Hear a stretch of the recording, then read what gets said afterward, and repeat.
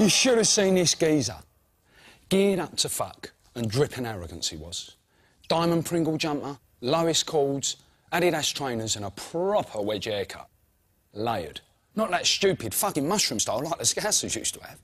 This geezer was the absolute bollocks. And he knew it. I didn't know he was a face until later. The face, really. But straight away I knew I wanted to be like that. And by the time I was 15, I was.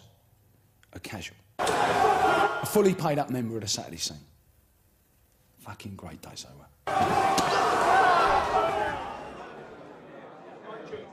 Of course, being a school, we had no money. So if we wanted something, we had to nick it. Looking back on it, we took some right liberties, but at the time, well, we felt untouchable. But that was part of it, see? The thieving. I mean, we'd be wearing a £50 jumper. If it got fucked up or ripped in a row, we'd just shoot up west and have something else away. Me and my mate Snowy used to bunk off and fucking hammer Harrods. Feeler, Lyland Scott, Ticini, Farrell, Lacoste. We weren't fussy. See, I reckon that's been the biggest change, you know. You know, I mean, back in the 80s, we respected lads for their gear. Not just because it looked good, but because we knew a bit of effort went into getting it. Now, I just stick a Stone Line and jumper and a Prada cap and a Bartley card, and all of a sudden they think they're fucking Superman. It's bollocks. The thing is, it's not what you wear, it's how you wear it. You can't buy that. It's up here. You've got to learn it. That's why all these silly fuckers have ended up looking the same. It's because gear ain't a statement for them. It's a fucking uniform. What is it the papers call them? Oh, yeah, the Burberry Brigade. How sad is that? I mean, you think the press of shit now. You should have seen it back then. I remember this one article. I'll never forget it. This wanker said we were rebelling against Thatcher's Britain. What a load of bollocks. We were too busy looking at nuts and doing the business to be rebelling against anything. Anyway, we were Thatcher's fucking Britain. Some other prick said we were fighting to win our game back from the middle classes. Fucking amazing. I mean, we laughed about it. It added to the buzz. It was like we were this big mystery, yeah? See, where I went wrong was thinking it was about rowing. There's more to it than that. It was about belonging. It was about friendship. It was about being part of something. Something that could explode like that whenever we wanted.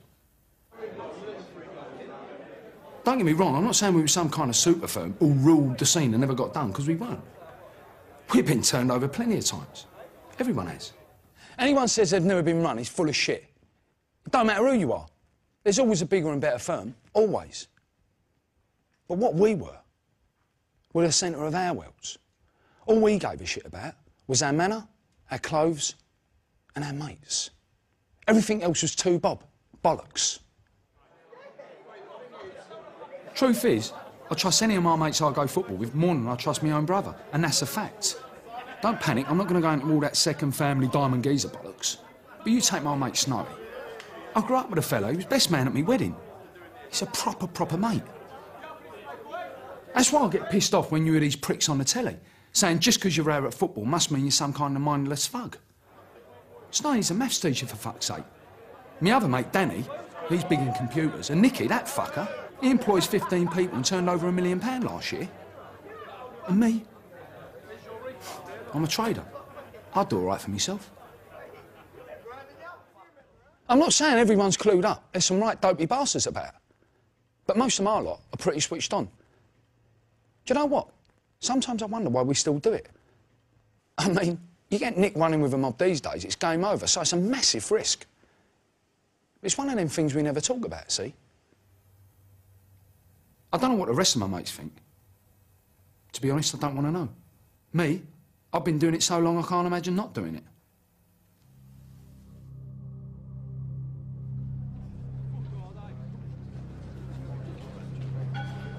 And the buzz you get, and it starts the minute you put your gear on. Suddenly, you're not 35 with 2 kids and a mortgage.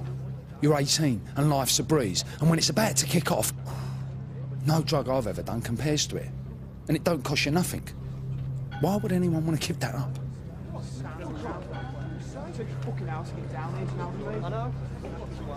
Then there's the big games, where the hatred takes over from the buzz. We got a few of them. Most of the London ones, obviously. But we got a bit of a thing going with a few northern clubs. Leeds, Bolton, Stoke. Of course, there's Cardiff. Fucking mental they are. We've even had a few battles with some job firms over the years. Forget all that Tartan Army bollocks. But the worst are the bastard Brummies.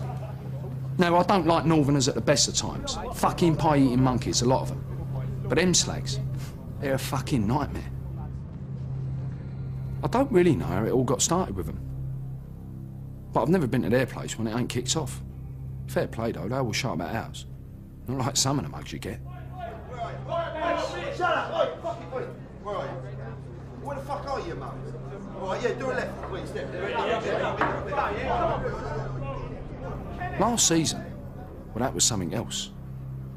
When the fixtures come out, we thought, fuck it. If we're going to have one decent straightener this year, it might as well be with the Brummies. So we start talking about setting something up. All bollocks, of course. I mean, all this shit you hear about organised hooliganism, it's a myth. Hardly ever happens these days. It's disorganised hooliganism. You know, when two mobs bump into each other, that kind of thing. That's all you ever get now. Old Bill see to that. Don't stop you trying, though, does it? Anyway, a few days before they're supposed to come down, I'm sitting in my office and I log on to their lad's message board. Luckily, I cracked onto someone who actually knew the score and not some 12-year-old messing about. Well, he was up for the idea of a bit of dancing, so we started putting something together. Nothing fancy, just a different pub 2 stops down the line and a bit of a diversion to throw the old Bill off. Of course, I'm doing all this, but deep down I kind of think I'm pissing in the wind. I mean, I'm always doing stuff like that, but either they don't show up or the field put a block on it. It's part of the game, do you know what I mean? Dave, where are they then? Shut the fuck up. You've got to play. Dave, you talk to me.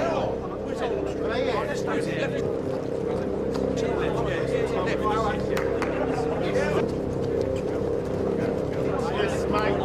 Boys, get fucking switched on it now. Come on. Slow down. Fucking hell, Jim, it's full. But this time it was different. I mean, them bastard Brummies had us right over. I mean, I agreed 20 heads and no weapons. So what did they do? They turned up with 40, didn't they? All tooled up to fuck. Oi, stand! Oi! Stand! Don't start fucking off!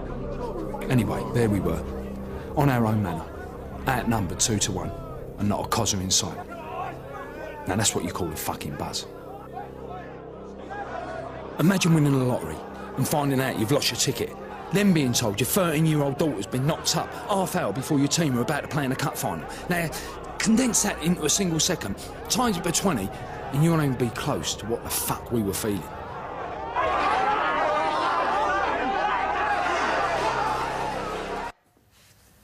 But that's when you find out how much bottle you've really got and who you can really trust.